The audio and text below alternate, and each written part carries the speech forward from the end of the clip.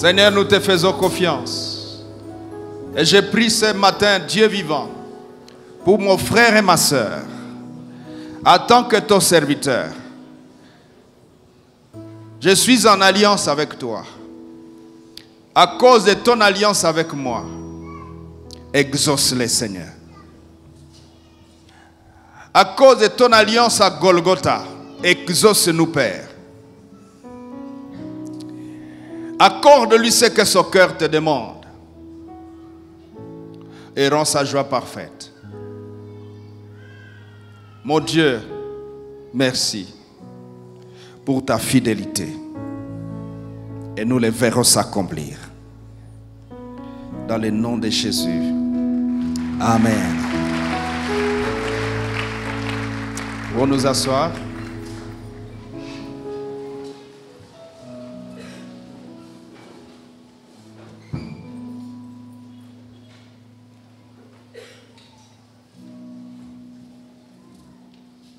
Nous bénissons Dieu pour cette semaine qui s'est achevée. Nous avons été en train de partager sur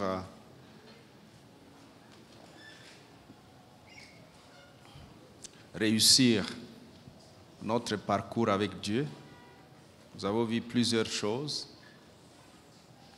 et je nous encourage, pour ceux qui n'ont pas pu être là, de prendre le support auprès des médias et de nous enrichir.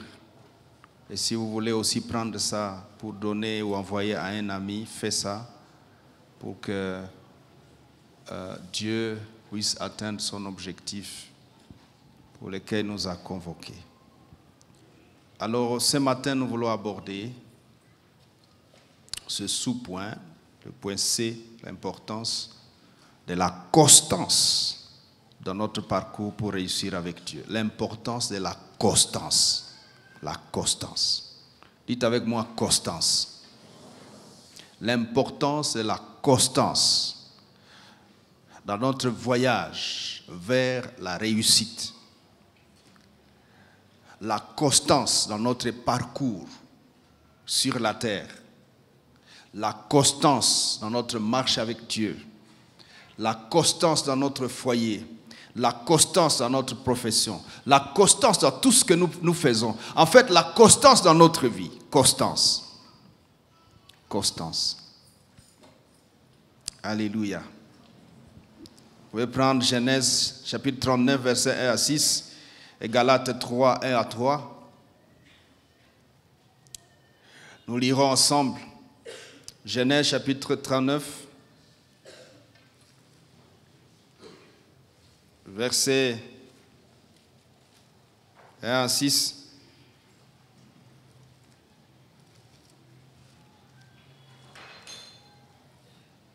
Joseph, ce jeune homme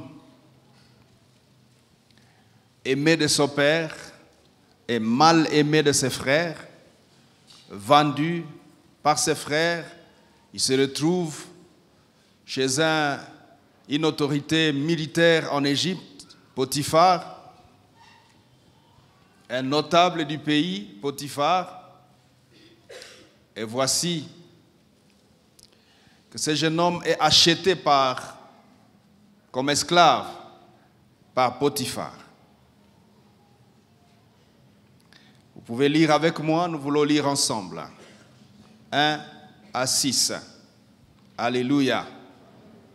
Alléluia. Amen. Alléluia. Amen. La joie est là. Est-ce qu'on peut acclamer le Seigneur? Gloire à Dieu. Gloire au Seigneur. On peut y aller ensemble. 1, 2, 3. On fit descendre Joseph en Égypte. Et Potiphar, officier de Pharaon, chef de garde égyptien, l'acheta des Ismaélites qui l'y avaient fait descendre. L'Éternel fut avec lui et la prospérité l'accompagna. Il habitait dans la maison de son maître, l'Égyptien. Son maître vit que l'Éternel était avec lui et que l'Éternel faisait prospérer entre ses mains tout ce qu'il entreprenait. Joseph trouva grâce aux yeux de son maître qui l'employa à son service et il l'établit sur sa maison et lui confia tout ce qu'il possédait. Dès que Potiphar l'eut établi sur sa maison et sur tout ce qu'il possédait, l'Éternel bénit la maison de l'Égyptien à cause de Joseph et la bénédiction de l'Éternel fut sur tout.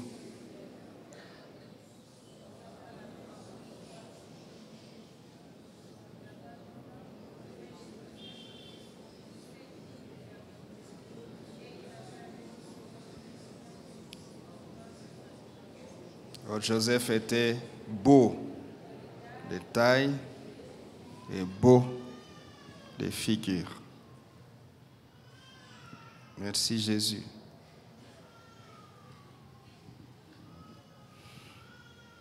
Alléluia. La constance. Joseph, c'est un jeune homme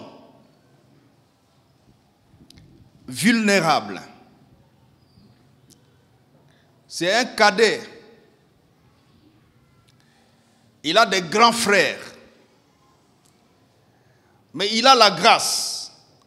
Dieu se révèle à lui. Et Dieu est en train de promettre à Joseph un avenir de gloire. Il est écrit, je connais moi les projets que j'ai formés sur votre vie, projets de paix et non de malheur, afin de vous donner un avenir et de l'espérance. Alléluia. Et ce jeune homme a un avenir décrit par Dieu. Ton père, ta mère, tes frères se prosterneront devant toi. C'est un message d'accès à l'autorité, à un poste d'autorité, à une responsabilité. C'est un message, c'est une vision de grandeur. C'est une vision que quelque chose de grand est prévu dans mon parcours. C'est-à-dire, Joseph, ce que vous voyez aujourd'hui n'est pas ce que je serai demain. Et papa Jacob pose même la question à ses petits. Il dit, toi tu veux dire que moi et ta mère, nous viendrons nous prosterner devant toi? Il n'a pas répondu parce qu'il ne comprend pas lui aussi. Il a juste rêvé, il a eu la vision. Il ne connaît même pas les contenus, il ne sait pas comment ça va être. Alléluia. Alléluia. Il sait seulement que, bon, Dieu m'a dit ça. Ça va arriver après combien d'années, je ne sais pas. J'aimerais dire à quelqu'un ce matin, la vision ou le parcours de l'homme n'est pas une ligne droite. Notre parcours a besoin de la vision afin que nous sachions où nous allons, quels que soient les contours physiques, géographiques, circonstanciels, spirituels que nous allons avoir, des contours, des détours qui vont nous arriver dans notre parcours. Nous savons où nous allons. Nous savons là où Dieu nous fixe. Dieu nous a fixé que tu vas là-bas. Mais dans le parcours, ce n'est pas une ligne droite. Les contours de la vie font partie des matériaux que Dieu utilise pour nous former dans le voyage. Ce voyage étant un voyage de responsabilité, demande que nous ayons de temps à temps de mise à jour, de temps à temps de renforcement des capacités. Et Dieu renforce nos capacités par ces méandres du voyage. Quand vous lisez l'histoire des mages d'Orient qui viennent voir Jésus, vous constatez ceci. Ils ont vu l'étoile de Jésus. Ils ont commencé à partir. Mais ils ne partaient pas sur une ligne droite. Ça veut dire, lorsqu'ils avançaient, il arrivait qu'ils retrouvent une montagne ou un endroit escarpé. Un peu comme je peux entrer d'aller là-bas. Mais j'arrive ici. je constate un obstacle. Mes yeux sont fixés sur l'objectif. Je contourne l'obstacle. Quand je continue la marche, je constate qu'il faut que je fasse ça. J'arrive là-bas, je trouve un autre obstacle. Mais je vais à l'objectif. Je contourne. Ce sont des contours de la vie. Dans le parcours qui demandent la sagesse.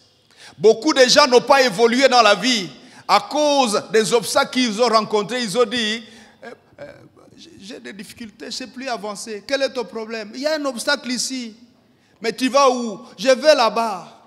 Et pourquoi tu ne continues pas? Il y a un obstacle ici, mais contourne l'obstacle.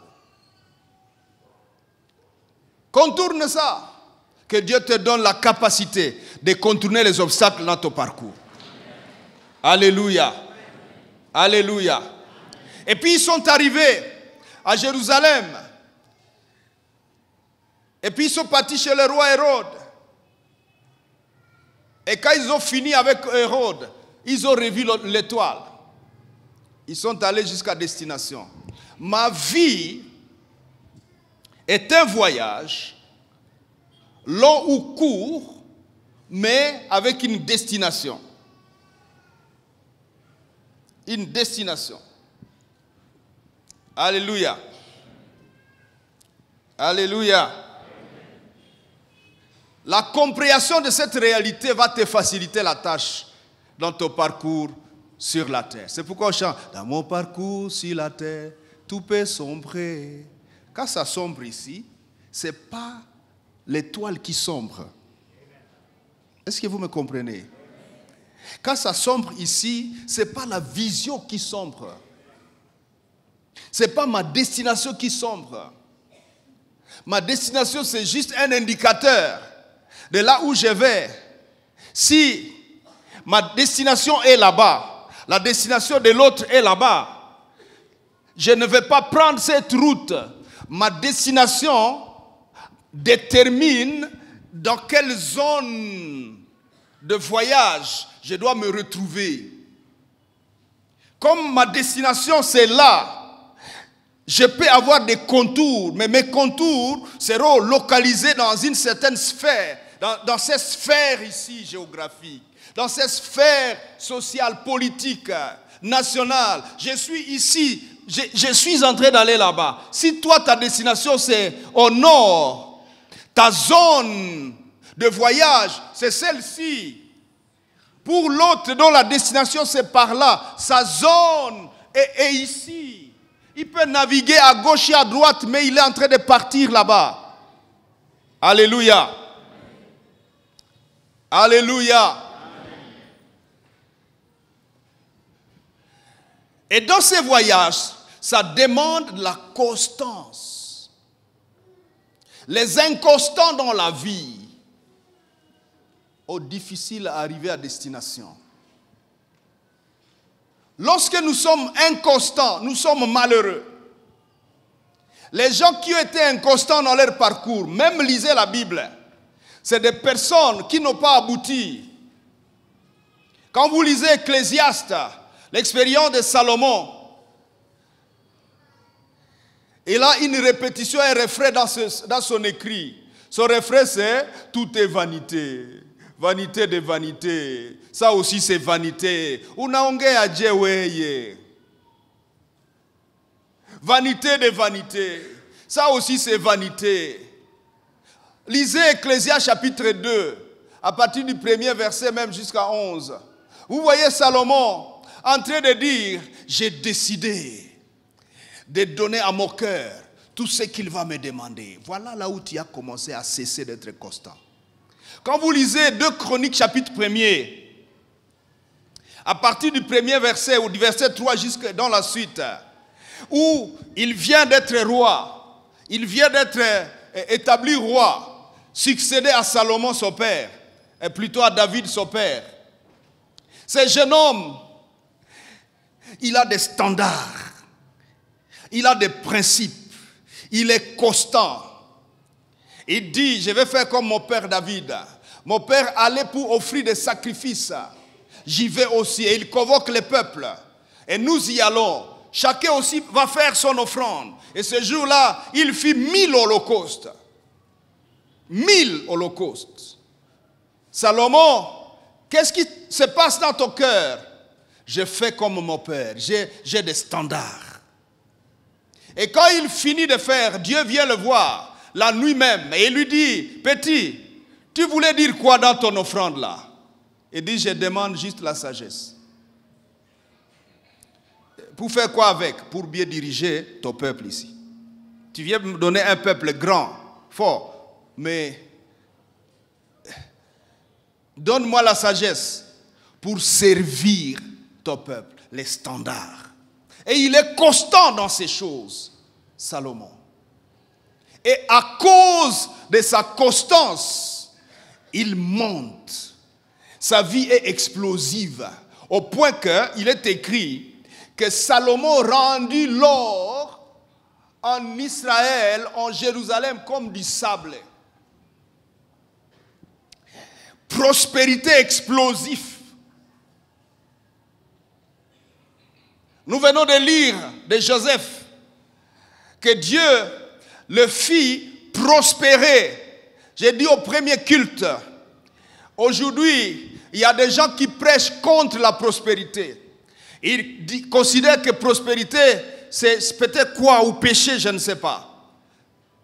Écoutez-moi bien. Je ne vous prêcherai pas la pauvreté.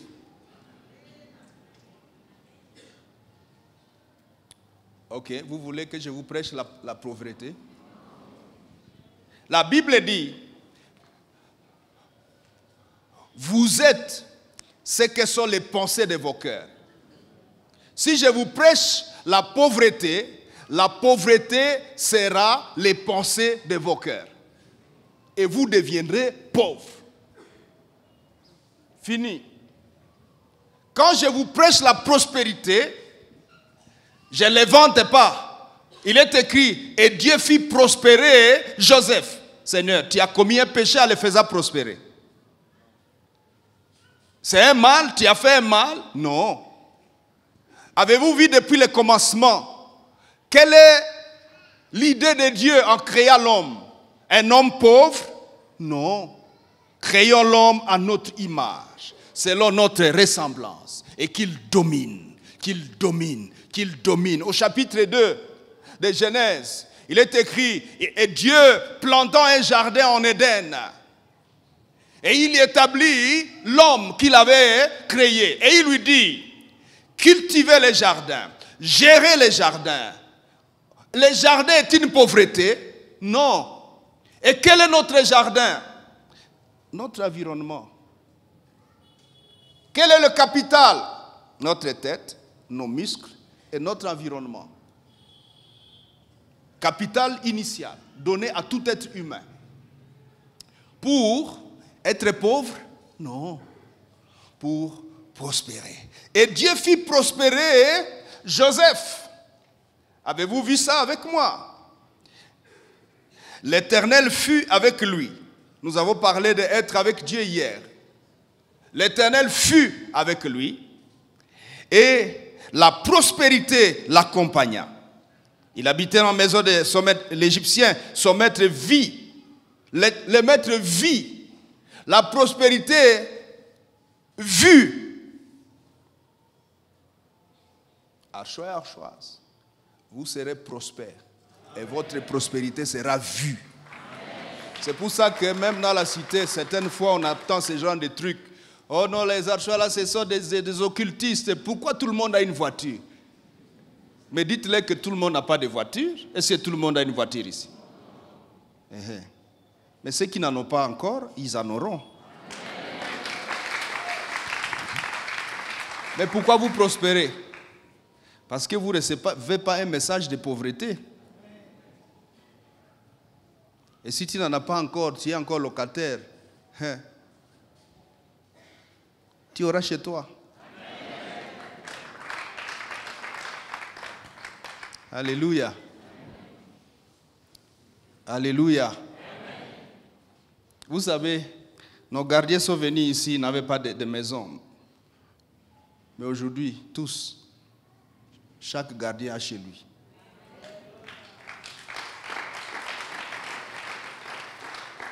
Oh, sentinelle à l'arche. Arche de Mousia parcelle, à panne. Mais ce qu'il apprend, ça l'aide à prospérer.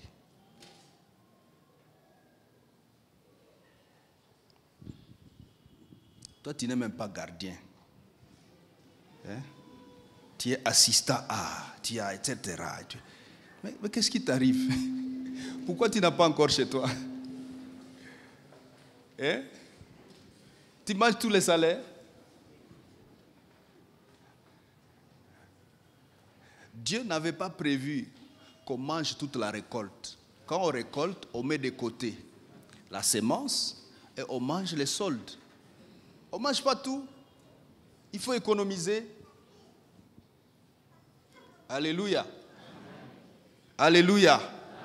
Mais ce jeune homme ici est constant.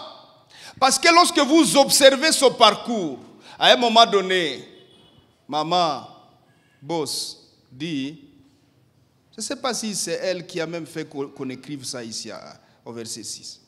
Or, Joseph était beau de taille et beau de figure. Qui croise quoi, maman? Pierre d'achoppement. Maman boss. Maman générale. A eu un coup de foudre. Pour ces jeunes hommes. Qu'est-ce qui t'arrive? J'ai couché avec toi. Hey. Chaque jour, j'ai couché avec toi. Hey. Et finalement, elle recourt au viol. Les femmes violent les hommes. Elle recourt au viol. Mais là encore, comme ce jeune homme est constant, quand vous lisez le texte, il est écrit, Potiphar a déjà tout remis à ce jeune homme et il s'occupe seulement de manger et de sa femme. Et le jeune homme lui dit à sa femme, il dit à maman boss, il dit, hey, ton mari m'a tout donné ici, sauf toi. Toi, tu es en lui. Inatosha. Ça suffit. J'imagine que la dame disait, oh, que tu es beau, mon esclave. Que tu es beau de figure, que tu es beau de taille. Ok. Ce genre de phrases, lorsque ces phrases tombent dans les oreilles de quelqu'un qui n'est pas constant, imaginez le reste. Quand tu n'es pas constant, et ces phrases, ce n'est pas toi qui sollicites. Ces phrases viennent de l'extérieur. Et tu n'es pas constant. Il n'y a pas de standard dans ton cœur. Il n'y a pas de principe. Il n'y a pas de signaux dans ta vie. Tu es foutu. Mais Joseph est constant. Et quand cette femme recourt au viol, elle l'attrape. Joseph fuit. Et la femme reste avec la chemise. Quand on dit elle restait avec la chemise, parfois on a l'impression que c'était facile pour Joseph. Est-ce que Joseph a dit, bon, quoi ni touche chemise, j'en ai quoi ayo? Vous pensez? Une femme et un jeune homme. Ce jeune homme est vigoureux. Si la femme parvient à lui arracher la chemise, c'est que le problème était sérieux. C'était un véritable viol, 20 ans en prison.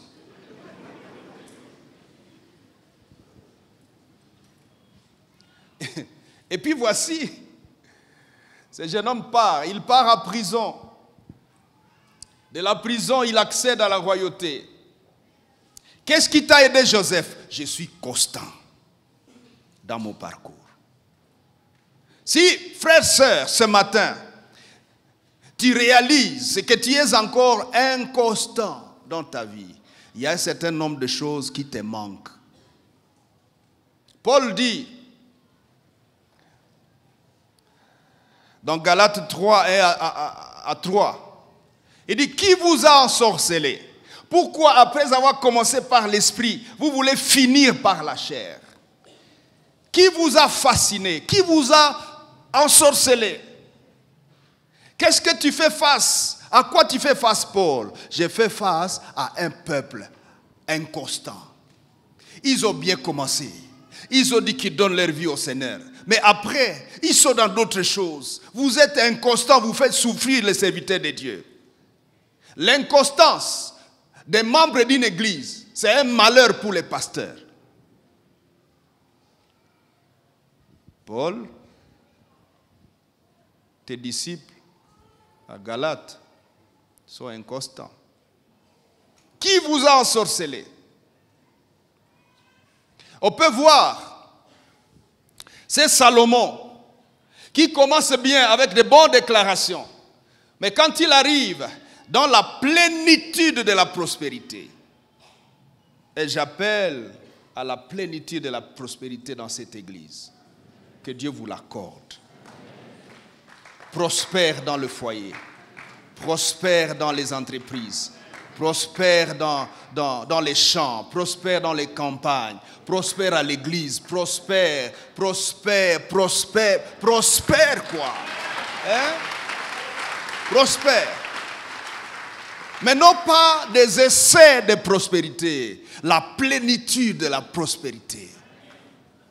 Des millions et des milliards viendront dans cette église. Quitte à celui qui a la foi de saisir sa part. Au nom de Jésus-Christ. Dieu l'avait dit il y a plusieurs années. J'avais cru.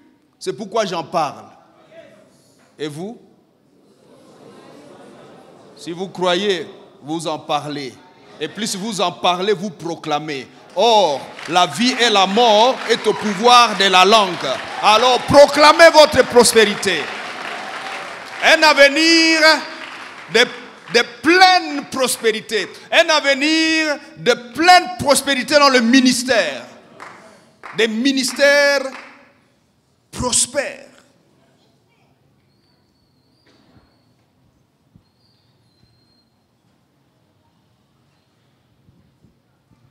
Des foyers prospères. Des initiatives qui commencent et qui prospèrent. Pas les dents de scie. On monte aujourd'hui et demain faillite. On recherche encore, on fait, on va prendre des crédits, on remonte et puis on tombe encore. Non, non, non, non. La plénitude. Progressif. Élévation progressive. Croissante. Avec Dieu. Réussir ce parcours-là. C'est de ça que nous parlons. Bwana sifiwe. Qu'est-ce que c'est que la constance? La constance, c'est la force morale par laquelle on garde l'emprise sur soi-même. Une force intérieure qui t'aide à maîtriser toi-même, à maîtriser les folies de ton cœur, à avoir de l'emprise sur les choses qui se passent dans ton esprit en tant qu'un humain. Nous sommes des humains. On ne peut pas prétendre que les secousses, les vents, les marées ne nous arrivent pas ou ne nous arriveront pas. Mais ils vont rencontrer des hommes et des femmes constants. Dites avec moi, hein? Constants. Constant. Que la tempête vienne. Jésus dans la parabole il dit, quand vous voulez construire, il dit, il y a quelqu'un l'a construit sur les tables, et lorsque le sable, lorsque la tempête est venue, la maison s'est renversée. Mais celui qui a construit sur le socle, sur le roc, la tempête est venue et il est resté intact. Merci pour les gens de Goma, pour vos fondations.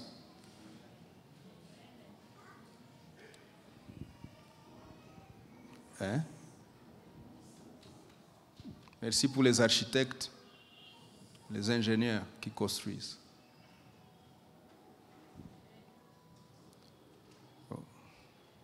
Lorsque les tremblements sont venus, peu de maisons qui se sont écroulées.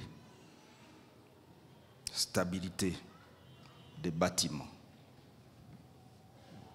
2 Timothée chapitre 3 verset 10, il est écrit: pour toi, tu as suivi de près mon enseignement, ma conduite, mes résolutions, ma foi, ma douceur, ma charité et ma constance.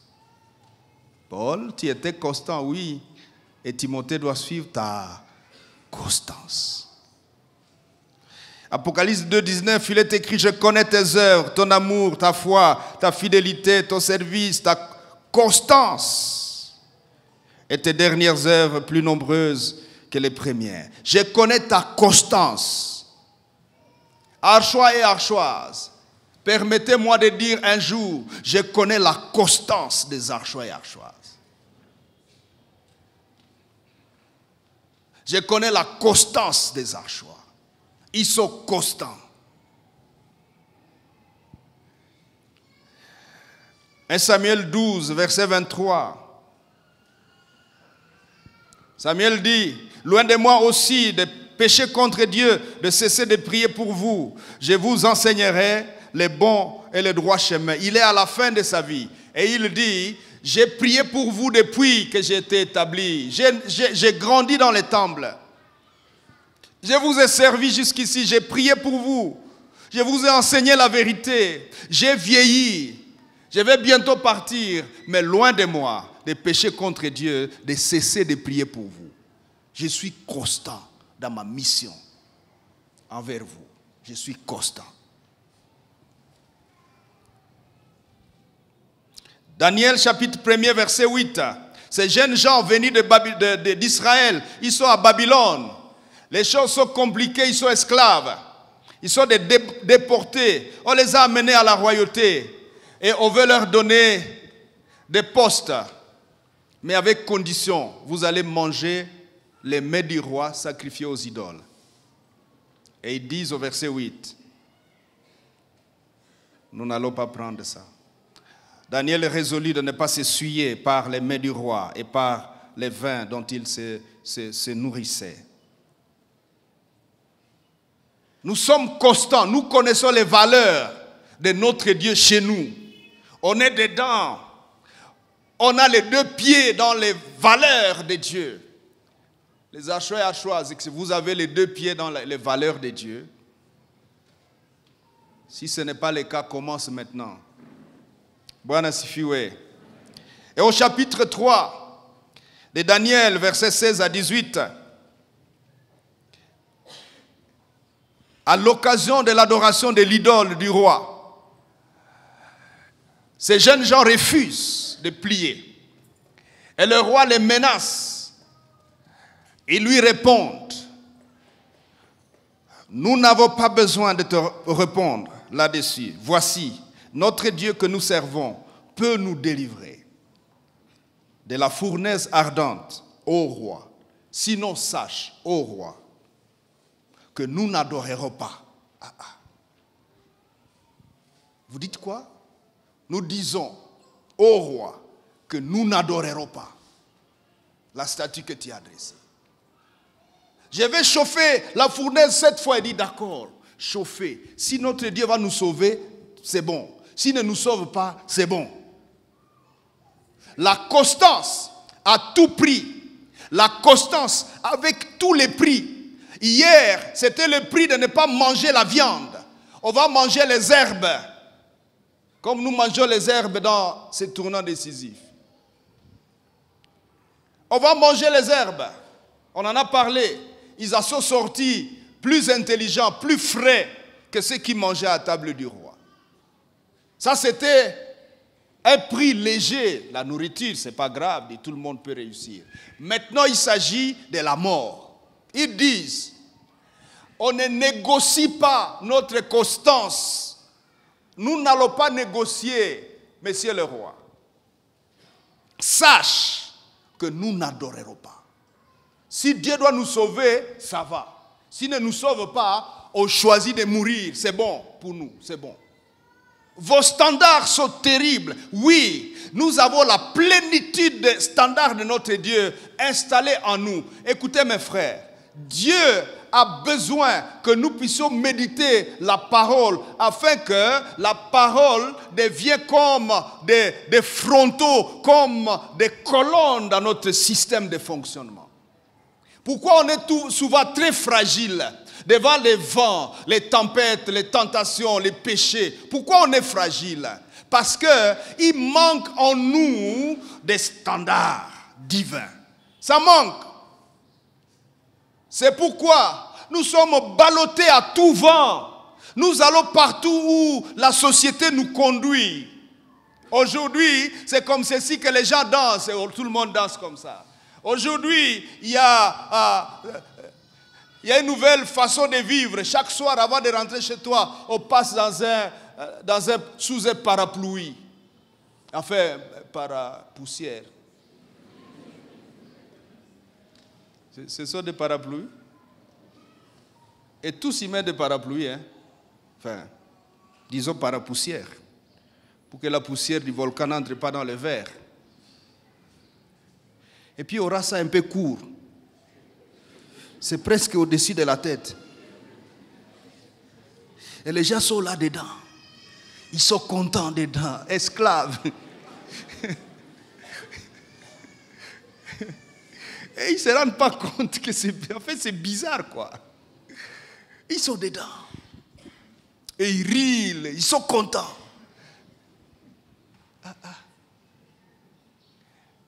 Vous savez, même en prison, on réussit quand même à créer des occasions d'être content là-dedans.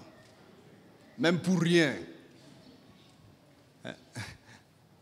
Même pour rien, à prison, vous pouvez trouver les gens en train de danser, en train de rire, ils sont contents. Oh! Peut-être on leur a partagé un peu de haricots. Mais ils sont en prison. Ils n'ont pas de liberté. Vous êtes prisonnier. Tu es là pour combien? 5 ans. Et toi, 15 ans.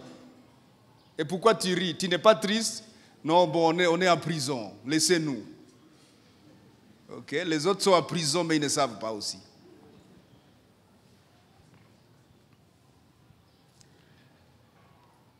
Ah, Seigneur.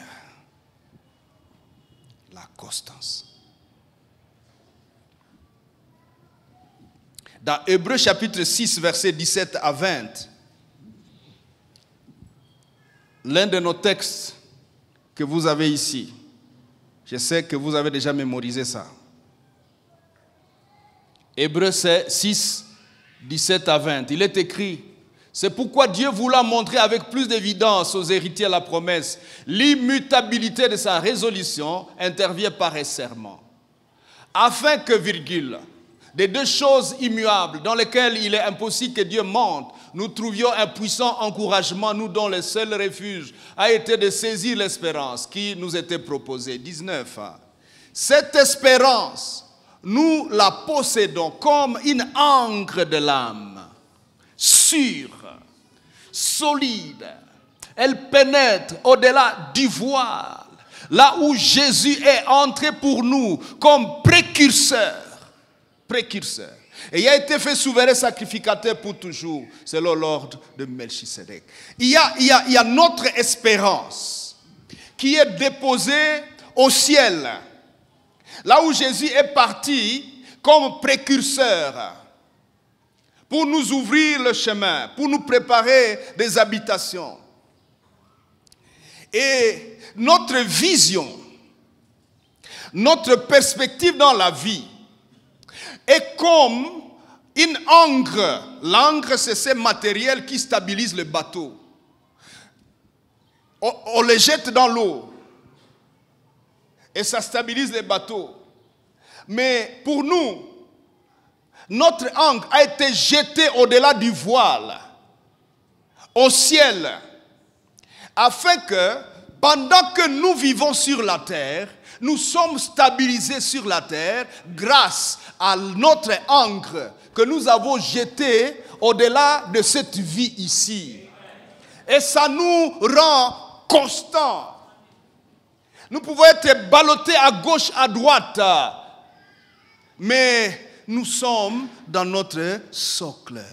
La tempête peut être forte, comme dans un balançoire. C'est en train de t'amener. Mais tu sais que ça va s'apaiser. Et tu vas venir petit à petit, doucement, et te retrouver sur ton socle.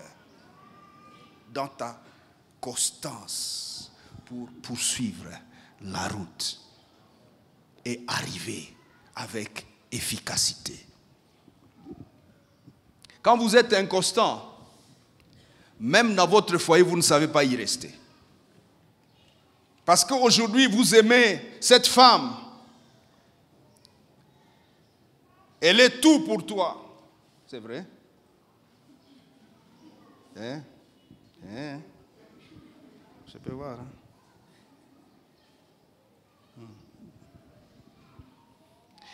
Si tu deviens inconstant, demain, tu ne vas plus la voir.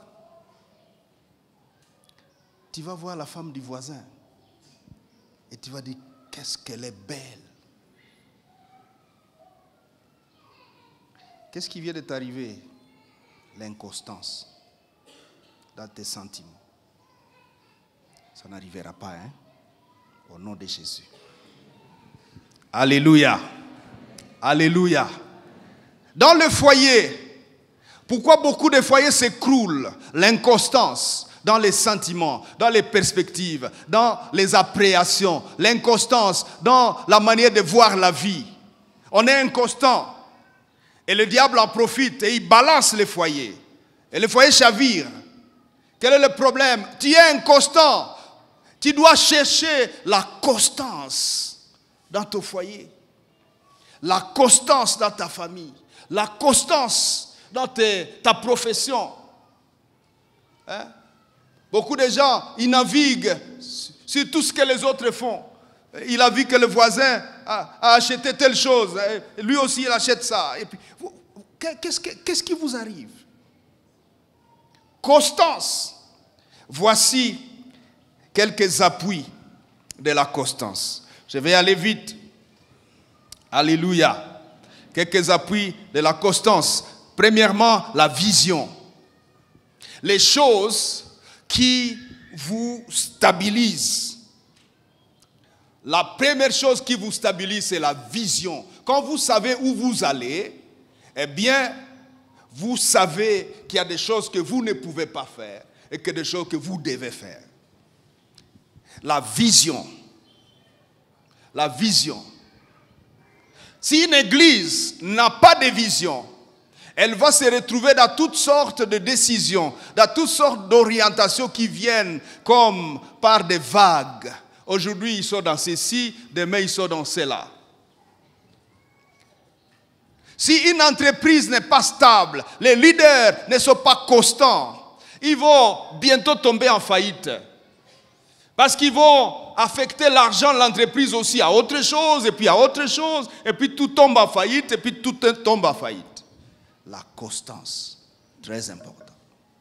Les épreuves dans la gestion ou dans l'évolution de ton entreprise ne signifient pas que c'est fini pour ces domaines-là. Ça ne signifie pas que c'est fini.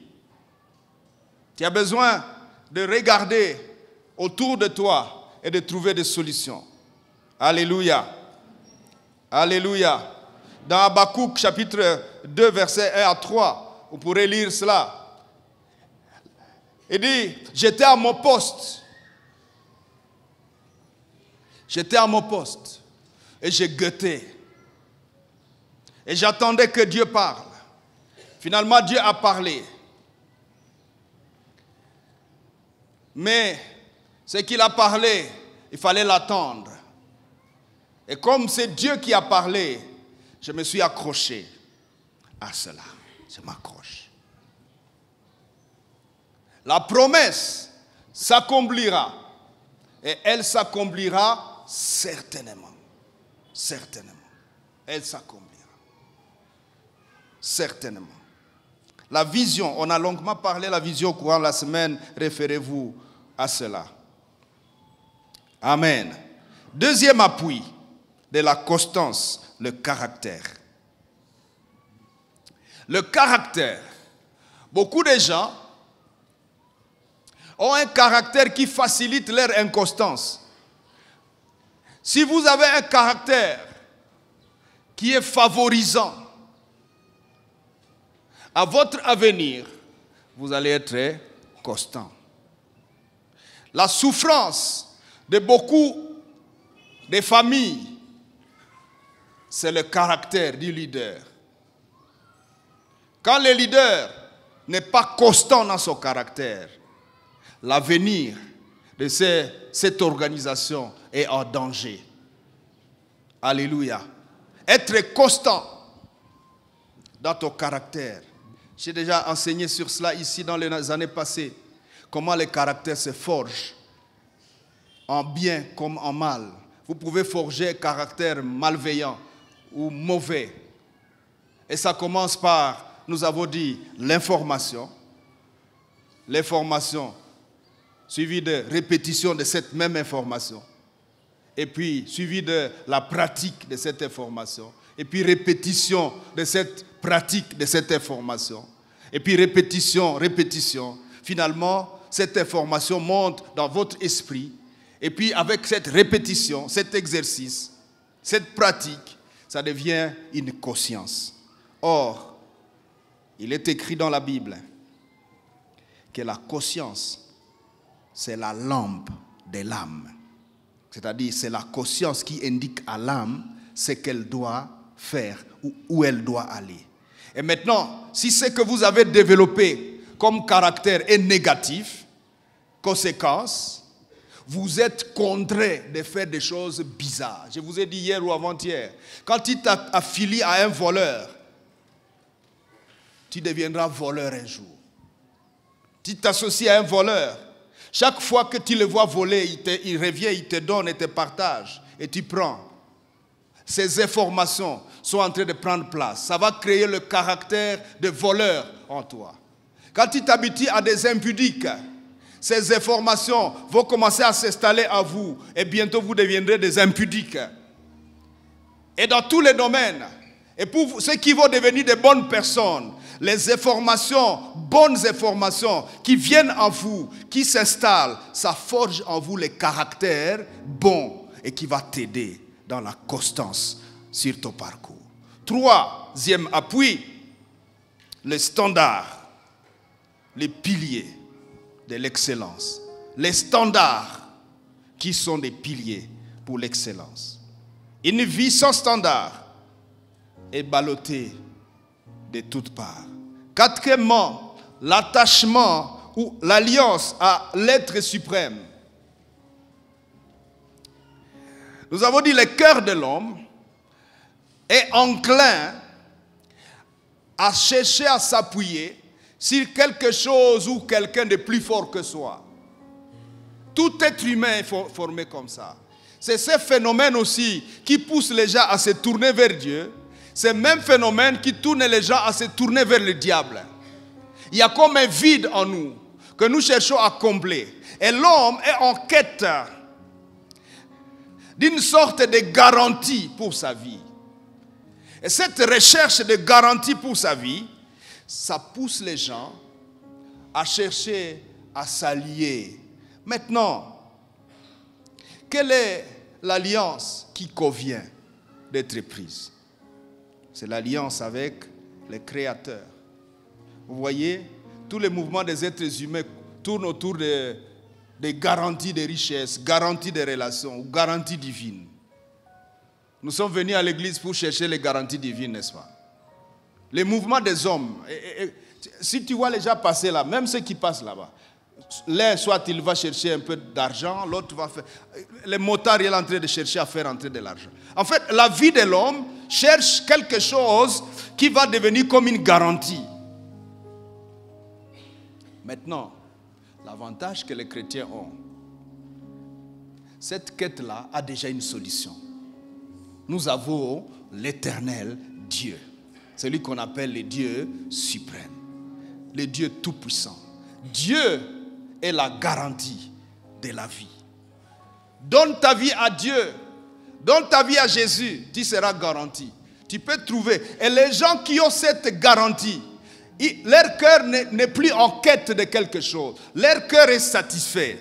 Cette satisfaction d'avoir Dieu comme leur garantie crée en eux la constance, la stabilité intérieure, la force morale. Alléluia. Alléluia. Terminons en parlant un peu rapidement des bénéfices de la constance dans notre parcours. Les bénéfices. Ce premier bénéfice, c'est la perception aiguisée. Quand vous êtes constant dans la vie, vous avez le temps de développer le discernement. En fait, votre esprit perçoit les choses beaucoup plus clairement. Les gens qui ne sont pas constants et qui vivent, leur vie est comme ça. Ils n'ont pas le temps de percevoir les choses importantes de leur vie. Et ils ont difficile à être constants. Mais lorsque tu es constant, tu as le bénéfice que tu as la possibilité d'avoir des perceptions limpides, des perceptions efficaces sur les matières de la vie, sur des choses de la vie. Vous voyez beaucoup plus clairement et ça vous conduit à prendre de bonnes décisions. Ça vous conduit à éviter des erreurs. Ça vous conduit à ne pas vous perdre dans la vie parce que vous êtes constant. Votre perception est beaucoup plus aménagée. Deuxième avantage, vous êtes focus sur l'essentiel de votre vie.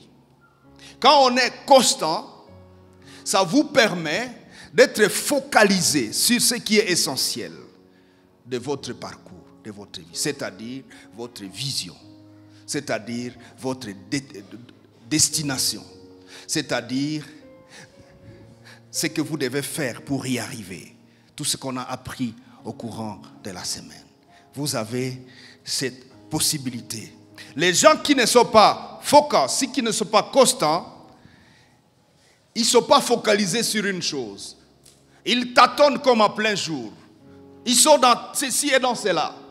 Et ça leur crée des problèmes. J'en ai partagé de l'histoire de Uri, le mari de Bathsheba, dans 2 Samuel chapitre 11, verset 11. Uri, finalement, après tous les essais du roi David, son boss, qui lui demande d'aller coucher chez lui avec sa femme, afin de prétendre que la grossesse de Bathsheba, c'est pour Uri. Hein?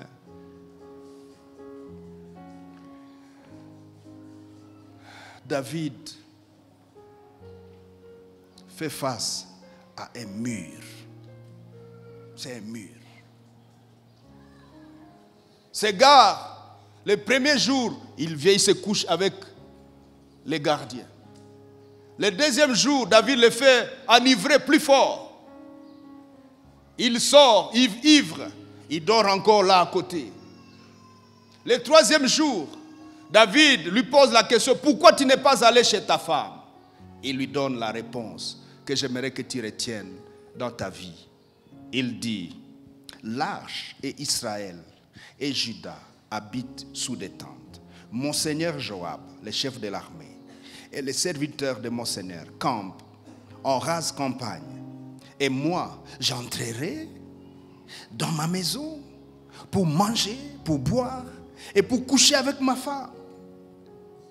Et il jure, aussi vrai que tu es vivant et que ton âme est vivante, je ne ferai point cela. Et il sortit ivre. Et il alla se coucher encore là à côté. C'est pour ça que David l'envoie au front pour qu'on les tue. Comme ça, personne ne posera des questions. Qui a engrossé ma femme? La constance. Cet homme est constant. Qu'est-ce qui te rend constant, monsieur Uri? La première chose, j'ai la vision. Je suis un homme de l'armée. Nous sommes au front. Quand on est au front, il y a des choses qu'on ne fait pas. Je parle à quelqu'un, j'espère. Toi, quand tu vas au front, tu fais comment? Tu amènes des femmes là-bas? Dans le passé, vous voyez quelqu'un venir du front avec des radios. On va au front, mais tu amènes quoi? Ok. Il a les standards. Et il est constant. C'est un péché d'aller coucher chez toi avec ta femme? Il dit oui, c'est un péché. Tant que nous sommes au front, on ne le fait pas. Même quand on est ivre, il dit oui, quand même je serai ivre à mort, je ne le ferai pas. Et il est rentré au front. Alléluia. Enfin, on peut avoir d'autres avantages, la constance. La constance vous aide à économiser l'énergie, le temps, l'argent. Ecclésiaste 3:1, il est écrit, il y a un temps pour tout, un temps pour mourir, un temps pour naître et un temps pour mourir. Alléluia. C'est-à-dire, la constance nous évite de nous donner à des choses qui ne nous amènent pas dans notre vision. La constance nous évite les tâtonnements ratés.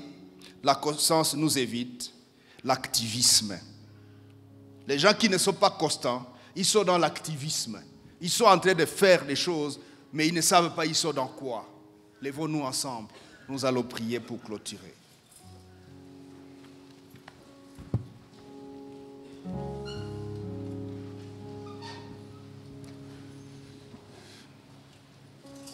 Alléluia. Quelqu'un veut-il être constant ce matin?